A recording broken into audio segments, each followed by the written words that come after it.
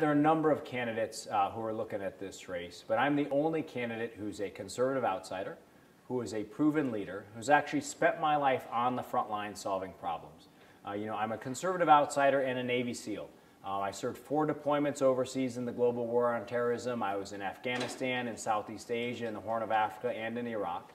My last deployment in Iraq, I was serving as the commander of an al-Qaeda targeting cell. My unit's mission was to capture mid to senior level al-Qaeda leaders in and around Fallujah. And on March 28, 2007, my team was hit by a suicide truck bomb. Now, I was fortunate, Matt. I was taken to the hospital. I was treated there. I was able to return to full duty 72 hours later.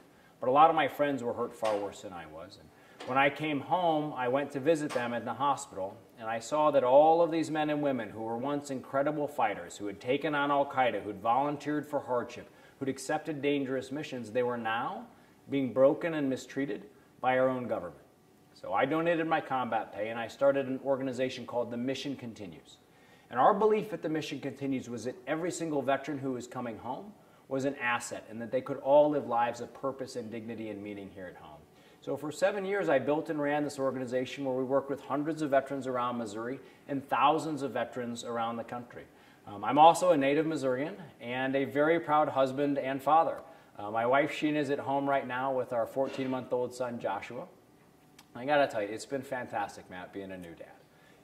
And never being in an elective office before was part of that combat and seeing how your brothers and sisters were treated. Was that kind of an impetus to get you to all of a sudden step forward? Well, exactly. Seeing how my brothers and sisters, my veterans who I had served with, seeing how they were mistreated by this government bureaucracy inspired me to take action. And I've spent my entire life in public service, whether this was as a Navy SEAL, running The Mission Continues, doing humanitarian work with kids who'd been abused or families who've lost their homes. I've spent my whole life in public service. And I think too many career politicians, they spend all of this time creating problems, but they don't ever spend any time solving problems. They spend all of their time talking, but they don't spend any time getting results. I'm a person of action. And as a conservative outsider, I know that we can actually turn this state around. We can turn Missouri around, and we can build a Missouri that we are proud to pass on to our children. Matt, I have calluses on my hands from having done real work. I spent my whole life doing real work, fighting real fights, solving real problems. Too many politicians, they have sharp tongues, but they have soft hands. They've never been out in the real world solving problems.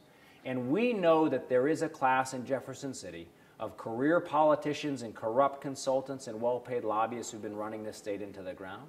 And we're going to go to Jefferson City and we're going to fight them. Because I believe that politics should be an honorable calling in which proven leaders engage for a short period of time, rather than this permanent lifetime game in which politicians, because of their cowardice and their self-interest, they shrink from facing the hard problems that are all around us. And so one of the things that we're going to do when I'm governor is that we're going to ban gifts from lobbyists. We're going to close the revolving door between special interests and legislators, and we're going to demand term limits for every statewide office holder. And other than those, those 3, what are some of the other things that from the governor's seat you are wanting to attack? Yeah. Well, Matt, I believe in free enterprise. Right? The American free enterprise system has helped to create more wealth and more opportunity, has helped to lift more people out of poverty, has helped us to cure more disease, to inspire more invention and innovation than any other economic system in history. But our career politicians often don't understand that. And they think that the answer to everything is more government and higher taxes and more regulation. When I'm governor, we're going to unleash the power of our workers and our business owners and our entrepreneurs to build a prosperous economy with more private sector paychecks and bigger private sector paychecks.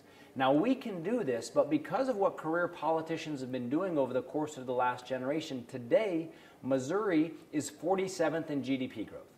We're 42nd in job growth. We're 43rd in wage growth. And what that means at a really practical level is that tens of thousands of people around Missouri are looking for jobs, and those jobs have gone to Texas and Georgia and Indiana. So we have to build a prosperous economy rooted in the core values of hard work and personal responsibility. And speaking of jobs moving, we're less than 10 miles from the state line with Kansas. Yes. And one of the problems, I don't know on the east side, but on the west side, on this side of the state line, is Kansas will say, hey, come over, AMC, bring your headquarters over here, we'll give you this. Missouri, hey, bring your, whatever, come over here. And these jobs literally are moving 5 and 10 miles apart. Neither state seems to be prospering because, the 100 jobs that Missouri had all of a sudden now are in Kansas, but the people haven't left. Yes. And it just keeps flip-flopping back and forth. How, especially along the borders with other states, do you make it appealing for businesses to choose Kansas City, Missouri, or North Kansas City, or Raymore, or Jeff City, or St. Louis? Well, look, Missouri has 8 bordering states. We're a border state.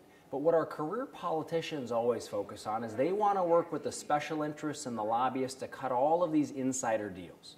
And that's why when you look at our laws and you look at the deals that they produce, why they're so complicated, right? Why are they complicated? Because that's where corruption hides. Corruption hides in the creases and crevices of complication. Government doesn't produce jobs, but what a governor can do is we can create the conditions here in Missouri where it makes sense for people to own, run, and grow their businesses, where people have the opportunity that they need to succeed. And that's what you have to do as governor, is to cut back on a lot of these excessive regulations. And most importantly, we got to make sure that we eliminate corruption so that there's a fair playing field for all of us here in Missouri. Is there a way to maybe even reach across the state line to, Governor Brownback just won re-election, so he'll be there 3 more years, to say, to kind of make a compromise, at least a truce between Kansas and Missouri, so everybody can prosper? Or is that even possible? Right. Lots of things are possible. And one of the things that we have to do in this election is to expand people's sense for what's possible. The reason why people don't even think about what's possible in Missouri is that they've gotten so used to being disappointed by our political leadership that they're almost ready to accept more fake, regurgitated, mediocre leadership. I'm a leader who spent my entire life getting results for people, solving problems, working with them, talking to them, bringing them together. And we're going to do the same thing, not only with other governors, but with our CEOs, with our entrepreneurs, with our working families. They're going to know that they've got somebody in the governor's office who actually cares about them. Our career politicians, they often don't recognize that the things that they do hurt people. When in fact, if you're a leader, you got to help people. You got to care about people. And for me, when I say that I'm going to care about people, whether it's the veterans who I work with, or kids who I work with who are abused, or families who I served who lost their homes, I think that caring about people means more than talk. It means getting results. And when I'm governor of the state of Missouri, people are going to know that they're going to have a public servant who's interested in serving them, who cares about them enough to get real results.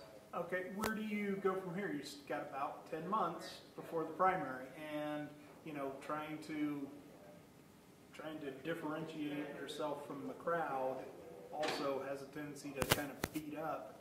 Where do you go from here? And then after August, how do you regroup and move forward in an election that's only 3 months after that? Yeah, Matt, the most important thing for us right now is to get out and talk to people all around Missouri. People around Missouri are excited to know that there's a conservative outsider in the race. They're excited to know that I'm the only proven leader in the race, that I'm the only person who's actually served on the front lines. And that's why it's been so inspiring to see all of these people come together.